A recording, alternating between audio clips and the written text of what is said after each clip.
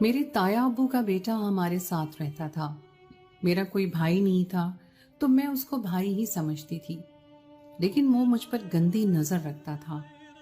मैं उससे 10 साल छोटी थी, लेकिन एक दिन जब मैं स्कूल से वापस आई तो घर में कोई नहीं था, सिर्फ मेरा भाई था।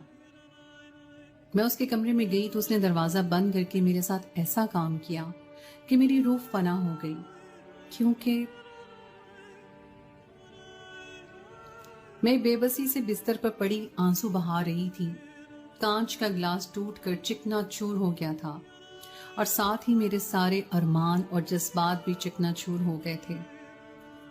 मेरी सिसकियों से कमरे के दरो दीवार गूंज उठे थे, लेकिन उस इंसान नुमा हैवान पर मेरी सिसकियों का कोई असर नहीं हुआ था। मैं अपने ही घर में महफूज नहीं रही थी और पामाल कर दी गई थी। मेरा जिस्म दर्द की शिद्दत से टूट रहा था और जगह जगह से खून रस रहा था। मेरी आंखों के सामने का हर मंजर धुंधला गया था। मेरे आंसुओं ने तकिए को पूरी तरह तर कर दिया था, लेकिन आंसू फिर भी खुश्क नहीं हो रहे थे और बहते ही जा रहे थे। मेरी रूह पर जो जख्म लगे थे वो शायद सारी जिंदगी भी मुदम्मिल नहीं हो सकते थे। माजी का एक एक लम्हा मेरी आंखों के सामने घूम रहा था और ऐसा लग रहा था जैसे मेरे बाप की शबीह मेरी आंखों में बस गई हो। मैं अपने बाबा की रानी थी, और अगर आज मेरे अब्बा जिंदा होते तो शायद किसी के अंदर ये हौसला ना होता कि वो मुझे मेरे ही घर के अंदर बर्बाद करते। आज तो इस घर की दीवारें भी मेरी बेबसी पर रोई थी। ये वही घर था जहां कभी मेरी हंसी गूंजा करती थी। आज मेरी चीखों से ये घर गूंज उठा था। मैं अपनी किस्मत पर मातम करना थी। न जाने मुझसे ऐसा कौन सा गुनाह सरजर्द हो गया था जिसकी सजा यूं मेरे नसीब में लिखी गई थी। मैं भी उस शख्स के हाथों जिससे मैं सबसे ज्यादा एतबार कर बैठी थी। वो शख्स मुझे बर्बाद करके खुद घर से बाहर निकल गया था और कई घंटे अपनी बेबसी पर रोने के बाद मैं बिस्तर से उठ खड़ी हुई थी। आहिस्ता आहिस्ता चलते हुए मैं वॉशरूम में गई तो आईने में अपना चेहरा देखकर एक दफा फिर मेरे आंसू बह निकले। मेरे चेहरे पर जगह जगह दांतों के निशान थे। मैंने अपने चेहरे पर पानी का छपाका मारा और खुद को संभालते हुए वापस अपने कमरे में गई। अम्मा के आने में न जाने अभी कितना वक्त बाकी था। मैंने खुद को कमरे में अंदर से बंद कर लिया। खौफ के मारे मैं अभी भी थर थर कांप रही थी। बार बार मुझे ख्याल आता था कि मैं कोई भयानक ख्वाब देख रही हूँ। मेरी आंख खुलेगी और ये सब खत्म हो जाएगा, लेकिन मैं सच्चाई से नजरें नहीं चुरा सकती थी। ये कोई भयानक ख्वाब नहीं था, बल्कि एक भयानक सच था जो अब मेरे साथ सारी जिंदगी रहने वाला था। मैं एक दफा फिर जोरदार चीख मारकर रो पड़ी थी। शायद अब सारी जिंदगी मुझे ऐसे ही रोना था। रात गए अम्मा और मेरी छोटी बहन वापस लौटे तो अम्मा मेरे कमरे का दरवाजा बजाने लगी। अम्मा की आवाज सुनकर मैंने लपक कर दरवाजा खोल दिया और उनके गले लगकर जोर जोर से रोने लगी। अम्मा तो मेरी हालत देखकर सांस लेना भूल गई थी। वो बेयकीनी से मुझसे पूछ रही थी कि ये सब क्या है। मैंने सिसकते हुए अम्मा को एक एक बात बता दी, जिसे सुनकर अम्मा के कदमों तले से जमीन निकल गई। अम्मा के लिए तो मेरे लफ्जों पर यकीन करना ही नामुमकिन था, लेकिन मेरी हालत उन्हें बहुत कुछ बावर करवा चुकी थी। मुझे लगा था शायद तकदीर ने मेरे लिए इतनी ही आजमाइश लिखी थी, लेकिन मुझे हरगिज भी खबर नहीं थी कि अभी तो मेरे लिए आजमाइशों का एक दरिया बाकी था। हम दो बहनें थीं, सारा दिन शोर शराबा मस्तियां करती, घर में हर वक्त रौनक लगी रहती। अब्बा तो हम दोनों बहनों को देखकर जीते थे और अम्मा हमारी शरारतों से परेशान रहती। अब्बा के दफ्तर से लौटते ही मैं उनके गले में झूल जाती और उनको अपने सारे दिन का अहवाल सुनाती। मैं जब तक अब्बा को एक एक बात ना बता देती मुझे सुकून नहीं आता था। अम्मा तो मुझे अब्बा का मुखबिर कहा करती थी। सब कुछ बिल्कुल ठीक चल रहा था, लेकिन न जाने अचानक ही हमारे हंसते हंसते घर को किसकी नजर लग गई थी। ऐसा लगता था जैसे खुशियां हमसे रूठ गई हों। अब्बा का एक्सीडेंट हो गया था और वो बिस्तर पर पड़ गए थे। घर के हालात अचानक से ही खराब होने लगे। कोई भाई तो था नहीं जो अब्बा की देखभाल करता। अम्मा को ही सब कुछ देखना पड़ रहा था। ابا کے بڑے بھائی کافی عرصے سے ابا سے ناراض تھے اور ہمارا ان سے ملنا جلنا بند تھا، لیکن جب ابا کا ایکسیڈنٹ ہوا تو اماں نے خود انہیں فون کر کے ابا کے بارے میں اطلاع دی۔ اماں کو یقین تھا کہ ابا کے ایکسیڈنٹ کا سن کر تایا ابو کے سارے گلے شکوے ختم ہو جائیں گے، اور ایسا ہی ہوا تھا۔ ابا کے بارے میں سنتے ہی تایا ابو کو دیکھنے کے لیے آئے تو وہ ابا کے پاس بیٹھ کر بہت روئے اور ہماری حالت دیکھ کر کہنے لگے، تم لوگوں کے لیے اب اکیلے رہنا مشکل ہے، اس لیے میں عظیم کو کہتا ہوں کہ وہ تم لوگوں کے پاس آ کر رک جائے۔ عظیم تایا ابو کا بڑا بیٹا تھا اور بہت ہی اچھا تھا۔ میں نے انہیں آج سے 5 سال پہلے دیکھا تھا۔ اس کے بعد ہمارے تایا ابو سے تعلق ختم ہو گیا تھا۔ تایا ابو کی بات سن کر اماں کو سکون کا احساس ہوا تھا کہ عظیم بھائی کے آ جانے سے تھوڑی بہت مشکل کم ہو جاتی۔ ابا بستر پر پڑے کراہتے رہتے اور ہم دونوں بہنیں ابا کو دیکھ کر روتی رہتی۔ میں نے ساری زندگی کبھی ابا کو آرام کرتے نہیں دیکھا تھا، اور اب ابا پچھلے 15 دن سے بستر پر پڑے ہوئے تھے۔ عظیم بھائی ہمارے گھر آ کر رہ گئے تھے۔ وہ ابا کی پوری طرح دیکھ بھال کر رہے تھے اور ان کے آ جانے سے بھائی کی کمی بھی پوری ہو گئی تھی، لیکن شاید قسمت کو کچھ اور ہی منظور تھا اور ابا زیادہ دنوں تک ہمارے ساتھ نہ رہ سکے اور ہم سے بچھڑ گئے۔ ابا کی موت نے تو اماں کی کمر توڑ دی تھی، اور ہم دونوں بہنوں کے لیے تو یہ یقین کرنا ہی مشکل تھا کہ اب ابا اس دنیا میں نہیں رہے تھے۔ میری عمر 15 سال تھی، جبکہ میری چھوٹی بہن ابھی صرف 12 سال کی تھی۔ ابا ہمیشہ کہا کرتے تھے کہ وہ ہم دونوں بہنوں کو ڈاکٹر بنائیں گے اور دھوم دھام سے ہماری شادی کریں گے، لیکن وہ اپنی کوئی بھی خواہش پوری نہیں کر پائے تھے۔ ابا کے انتقال کے بعد عظیم بھائی کو اماں نے واپس نہ جانے دیا اور وہ ہمارے ہی گھر رہ گئے تھے۔ تایا ابو کا گھر دوسرے شہر میں تھا، ہمارے سارے رشتہ دار بھی دوسرے شہر میں رہتے تھے، لیکن ابا کی نوکری کی وجہ سے ہم لوگ اس شہر میں آ گئے تھے۔ ابا کی موت کے بعد تایا ابو چاہتے تھے کہ ہم ان کے شہر ہی چلیں، لیکن میری تعلیم کی وجہ سے ابھی ہمارا جانا ممکن نہیں تھا۔ میری 10ویں جماعت کے بورڈ کے امتحانات باقی تھے۔ دوسرے شہر جانے کی وجہ سے میری پڑھائی ختم ہو جاتی، جبکہ میں تو اپنے ابا کا خواب پورا کرنا چاہتی تھی اور ڈاکٹر بننا چاہتی تھی۔ اماں نے تایا ابو سے کہہ دیا تھا کہ جیسے ہی شازیہ کی پڑھائی ختم ہوگی ہم لوگ آپ کے ساتھ چلیں گے۔ تایا ابو کو ہم لوگوں کی بہت فکر تھی، اس لیے وہ ہر 2 مہینے کے بعد ایک دفعہ چکر کاٹ کر جایا کرتے تھے۔ عظیم بھائی کبھی کچھ دنوں کے لیے اپنے گھر جانے کی بات کرتے تو میں فوراً ہی رونے لگتی اور انہیں روک لیتی۔ میں چاہتی تھی کہ عظیم بھائی ہمیں چھوڑ کر کہیں نہ جائیں، ہمیشہ ہماری آنکھوں کے سامنے رہیں۔ ابا کے جانے کے بعد عظیم بھائی نے کافی حد تک گھر کی ذمہ داریاں سنبھال لی تھی۔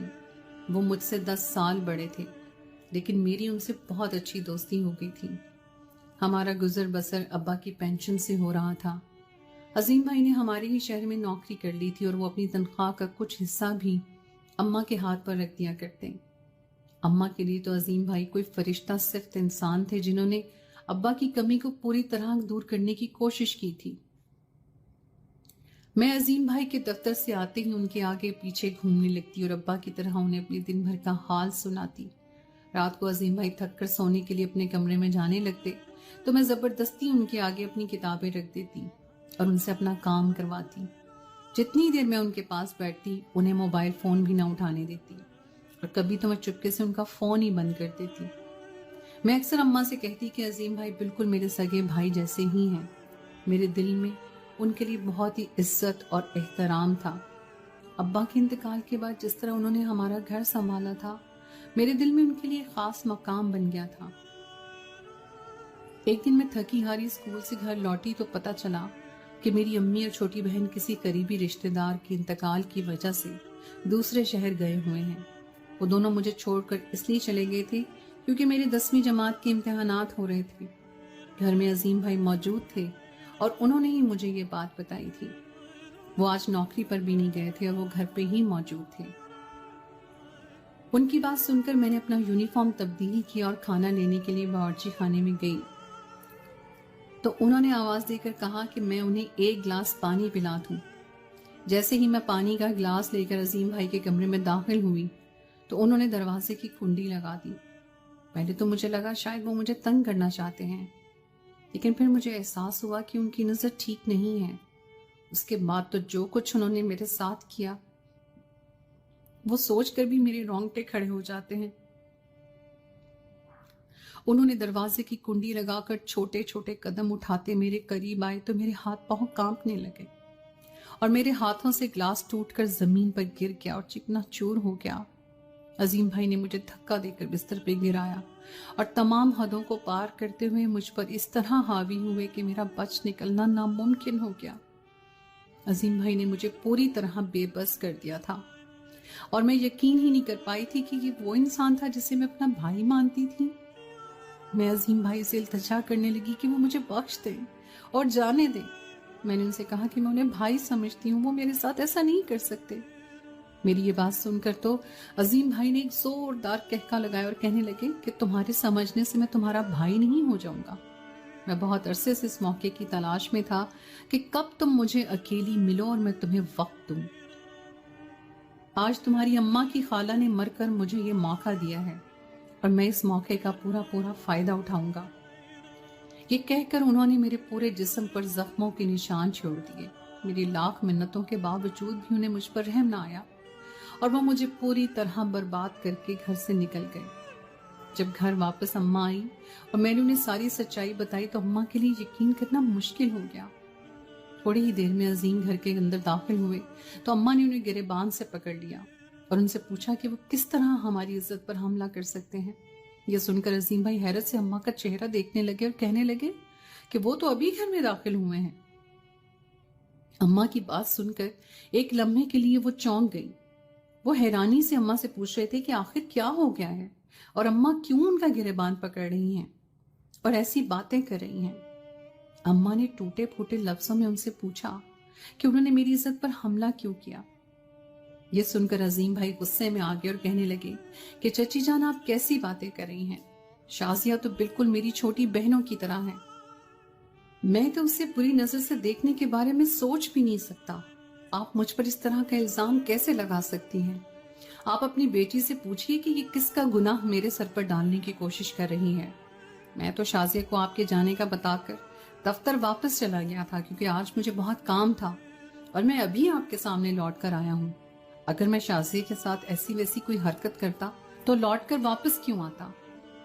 शाजिया काफी दिनों से एक लड़के के साथ चक्कर चल रहा है और मैं इस बात से वाकिफ था, इसलिए खामोश था कि एक न एक दिन शाजिया खुद आपको सब कुछ बता देगी। मुझे क्या मालूम था कि शाजिया मेरे ही किरदार पर कीचड़ उछाल देगी। हो सकता है शाजिया ने अकेलेपन का फायदा उठाते हुए उस लड़के को घर बुलाया हो और वो लड़का अपनी हदें पार कर गया हो। शाजिया ने मुझ पर इल्जाम डाल दिया। अजीम भाई की बात सुनकर अम्मा सवालिया नजरों से मेरी तरफ देखने लगी और मेरे कदमों से तो पूरी तरह जमीन निकल गई थी। मैं तो ये सोच बैठी थी कि अजीम भाई अपने गुनाह को कबूल करेंगे और अपनी गलती मान लेंगे, लेकिन वो तो मुझे ही बदकिरदार साबित करने लगे थे। मैंने अम्मा से कहा कि अजीम भाई झूठ कह रहे हैं, मेरा किसी के साथ कोई चक्कर नहीं है। अजीम भाई ने ही मुझे बर्बाद किया है। ये सुनते ही अजीम भाई ने आगे बढ़कर मेरे चेहरे पर एक जन्नाटेदार थप्पड़ मारा और कहने लगा, शाजिया अपनी गलती मानने के बजाय तुम मुझे बुरा कह रही हो। अम्मा को तो समझ ही नहीं आ रही थी कि उन्हें क्या करना चाहिए। अजीम भाई गुस्से में अम्मा से कह रहे थे कि वो एक पल भी इस घर में नहीं रहना चाहते। वो अपने कमरे में गए और अपना सामान समेटने लगे। अम्मा ने मुझे बाजू से पकड़ लिया और कहने लगी, सच बता ये सब किसने किया है? मैं ज़ारो कतार रोने लगी थी। मैं किस तरह साबित करती कि ये सब अजीम भाई ने ही किया था। थोड़ी ही देर में अजीम भाई अपना सामान समेट कर कमरे से बाहर निकल आए थे। वो अम्मा से कहने लगे कि चची जान अब मैं इस घर में एक पल भी नहीं ठहर सकता। मैं यहाँ अपने मरहूम चचा की खातिर रह रहा था, लेकिन आपकी बेटी ने मेरे किरदार पर कीचड़ उछाल कर मुझे बहुत दुख पहुंचाया है और अब मैं एक पल भी इस घर में नहीं ठहर सकता। अम्मा तो अजीम भाई के जाने का सोच कर ही परेशान हो गई थी क्योंकि अब्बा के बाद वो हमारा बहुत बड़ा सहारा थे, लेकिन अजीम भाई किसी सूरत रुकने के लिए तैयार नहीं थे। अम्मा ने अजीम भाई से कहा कि वो रात भर तो रुक जाएं, भले सुबह होते ही चले जाएं, क्योंकि रात काफी हो चुकी थी। अजीम भाई को अम्मा की ये बात ठीक लगी थी, इसलिए वो अपने कमरे में वापस चले गए। अम्मा ने मुझे कहा कि मैं सोच समझ कर उन्हें सुबह तक सब कुछ सच सच बता दूं। अम्मा के लफ्जों ने तो मुझे और भी घायल कर दिया, क्योंकि मेरी माँ को मेरे बजाय अजीम भाई पर भरोसा था। अम्मा अपने कमरे में चली गई थी और मेरी छोटी बहन भी सो चुकी थी। मुझे किसी सूरत नींद नहीं आ रही थी। मैं बेचैनी से घर में यहाँ वहां चक्कर लगाने लगी। मुझे बहुत ज्यादा घुटन का एहसास हो रहा था। मैं सीढ़ियां चढ़कर छत पर जाने लगी तो अंधेरे में मुझे अजीम भाई की आवाज आ रही थी। वो छत पर मौजूद थे और शायद किसी से फोन पर बात कर रहे थे। अजीम भाई की बातों ने मुझ पर बहुत सी हकीकतें खोल दी थी। वो किसी से फोन पर कह रहे थे कि बस अब इंतजार का वक्त खत्म हो चुका है और मैं कल सुबह ही वापसी के लिए रवाना हो रहा हूँ। दूसरी तरफ से न जाने क्या कहा गया था। जवाब में वो कहने लगे कि मैंने हमेशा के लिए पूरी तरह इंतजाम कर लिया है। अब मेरे और तुम्हारे बीच कोई नहीं आएगा और मैं तुम्हारे साथ ही रहूंगा। मैं सीढ़ियां चढ़कर अजीम भाई के सामने जाकर खड़ी हो गई थी। मुझे देखकर वो चौंक गए थे। मैंने उनसे कहा कि मुझे सब कुछ सच सच बता दें कि उन्होंने मेरे साथ ऐसा क्यों किया। उन्होंने फोन रखकर मेरी तरफ देखा और कहने लगे कि तुमने मुझे मजबूर किया कि मैं तुम्हारे साथ ये सब करूं। मैं यहाँ चचा जान की बीमारी की वजह से आया था, लेकिन तुम लोगों ने मुझे मुस्तकिल तौर पर अपना गुलाम बनाकर रख दिया। मेरी अपनी भी एक जिंदगी थी और कुछ ख्वाहिशात थी, लेकिन तुम लोगों ने मुझे अपना गुलाम बनाकर रख दिया और अपने मतलब के लिए इस्तेमाल किया। मैं वापस अपने शहर जाना चाहता था, लेकिन तुम लोगों ने जाने नहीं दिया और तुम किसी बला की तरह मुझसे चिमट गई। मैं थका हारा दफ्तर से लौटता और आराम करना चाहता, लेकिन तुमने मुझे सुकून ना लेने दिया। कभी पढ़ाई के बहाने मुझे तंग करती और कभी बेफजूल के काम मेरे सर पर डालती। मुझे तुम्हारा यूं जबरदस्ती मेरे गले पड़ना बिल्कुल पसंद नहीं था, लेकिन बात यहीं खत्म नहीं हुई थी। तुम मेरे फोन भी काट देती थी और जब दिल चाहता मेरा फोन मुझे बताए बगैर ऑफ कर देती, जबकि तुम अच्छे से जानती थी कि मेरी मंगनी हो चुकी है और मेरी मंगेतर मुझे फोन करती है, लेकिन उसके बावजूद भी तुम उसका फोन काट देती थी। तुम्हारी वजह से हर रोज हम दोनों के दरमियान झगड़े होने लगे थे। मेरी मंगेतर नूर चाहती थी कि मैं वापस आ जाऊं, लेकिन मैं यहाँ तुम्हारे रोने धोने की वजह से बेबस होकर रुक जाया करता था। नूर मुझसे बदजन होने लगी थी और उसे ऐसा लग रहा था जैसे मेरे और तुम्हारे दरमियान कोई ताल्लुक बन चुका है। इसलिए परसों रात उसने मुझसे फोन पर साफ साफ कह दिया, अगर मैं लौट कर वापस ना आया तो वो ये मंगनी तोड़ देंगी। नूर मुझसे बदजन होने लगी थी और उसे ऐसा लग रहा था जैसे मेरे और तुम्हारे दरमियान कोई ताल्लुक बन चुका है। इसीलिए परसों रात उसने मुझसे फोन पर साफ साफ कह दिया, अगर मैं लौट कर वापस ना आया तो वो ये मंगनी तोड़ देगी।